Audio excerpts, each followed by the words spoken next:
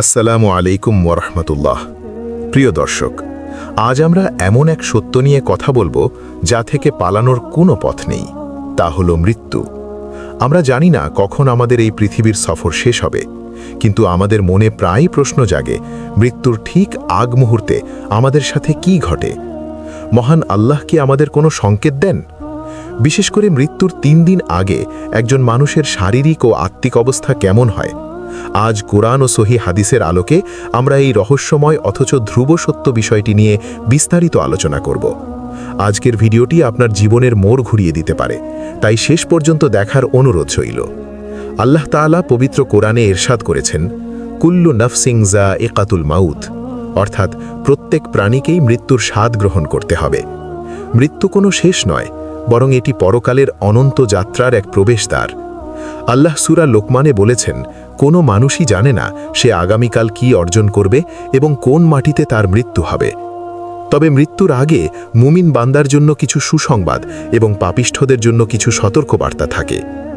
সহি মুসলিমের একটি হাদিসে পাওয়া যায়, আল্লাহর রসুল সাল্লাল্লাহু আলাইহি ওয়াসাল্লাম তার ইন্তেকালের 3 দিন আগে বলেছিলেন, তোমাদের মধ্যে কেউ যেন আল্লাহ সম্পর্কে সুধারণা পোষণ না করে মৃত্যুবরণ না করে।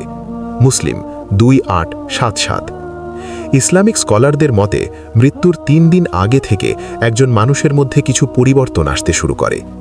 দুনিয়ার প্রতি অনীহা, ব্যক্তি ধীরে ধীরে দুনিয়ার মোহ ত্যাগ করতে শুরু করে।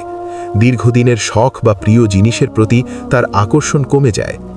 তওবার ব্যাকুলতা, মুমিন বান্দার মনে এক অদ্ভুত প্রশান্তি এবং তওবা করার প্রবল ইচ্ছা জাগে। সে অবচেতনভাবেই নিজের ভুলগুলোর জন্য আল্লাহর কাছে ক্ষমা চাইতে থাকে। আত্মিক সংকেত, যদিও নির্দিষ্ট দিন কেউ জানে না, তবে মুমিনের আত্মা এক ধরনের টান অনুভব করে।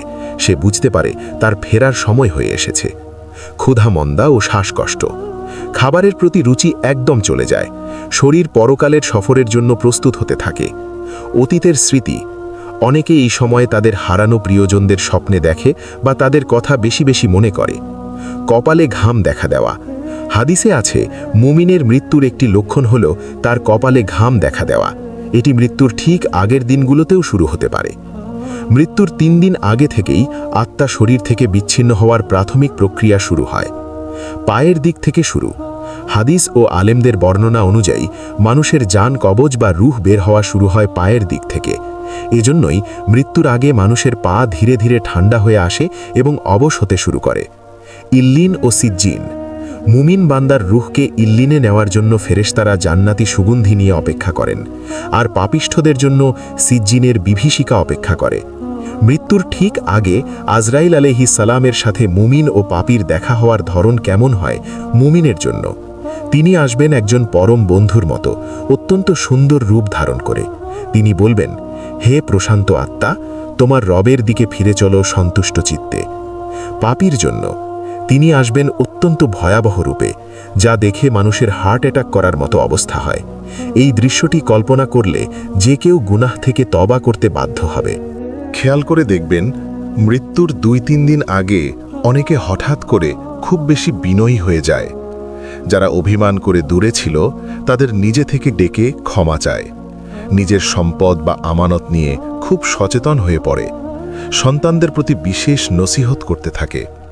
এটি আল্লাহর পক্ষ থেকে এক ধরনের অদৃশ্য ইঙ্গিত যে তোমার সময় শেষ, গুছিয়ে নাও।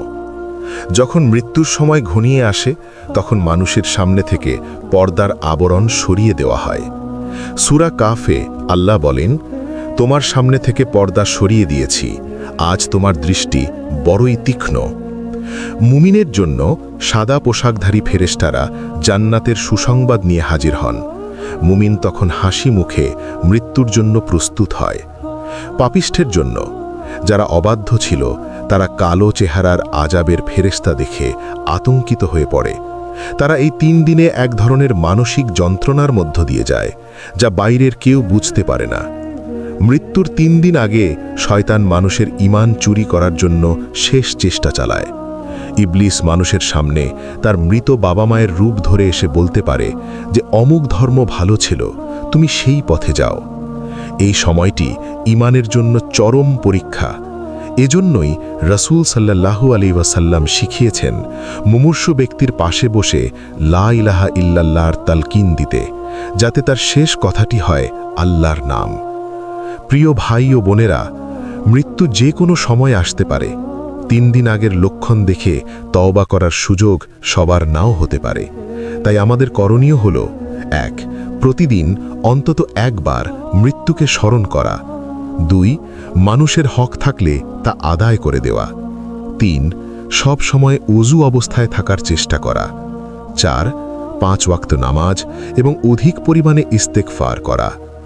হে আল্লাহ, আমাদের সবাইকে ঈমানের সাথে মৃত্যু দান করুন। মৃত্যুর আগের সেই কঠিন সময়ে আমাদের মুখে যেন কালিমা লা ইলাহা ইল্লাল্লাহ জারি থাকে। আমাদের কবরকে জান্নাতের বাগান বানিয়ে দিন, আমিন। ভিডিওটি যদি আপনার মনে রেখাপাত করে থাকে তবে সাদকায়ে জারিয়া হিসেবে প্রিয়জনদের সাথে শেয়ার করুন। আল্লাহ হাফেজ।